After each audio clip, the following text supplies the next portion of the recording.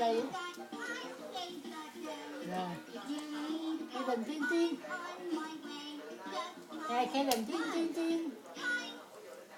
Rồi. Tiên Tiên Tiên Tiên Tiên Tiên. Tiên Tiên Tiên Tiên Tiên. Nè. Rồi, dẫn em đi chơi được rồi đó.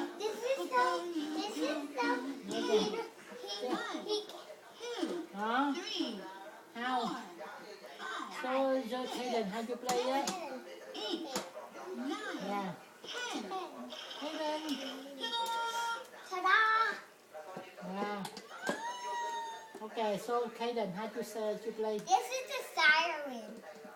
Siren. And you press this so the siren can go on. You Yeah. press this button so the siren can go on. Okay. That's it. Hayden, do that.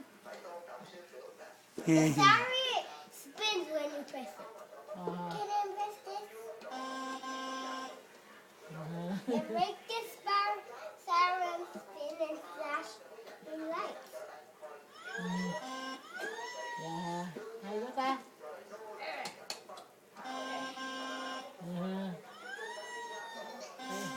Coi nó kìa, coi nó kìa.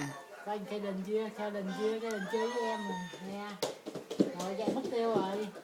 Nhá, Rồi. con sao đó, con chơi cái gì đó con? Hả? Cười đi, anh sao đó? Cười đi, cười đó, nói đó là nó cười thôi, giỏi lắm. Chí Linh mà, Chí Linh là ngoan mà. Rồi chơi với em, ủa không chơi với em nè hả? Play với Hayden. Ok, nó rất được rồi. Rồi tin. Nè.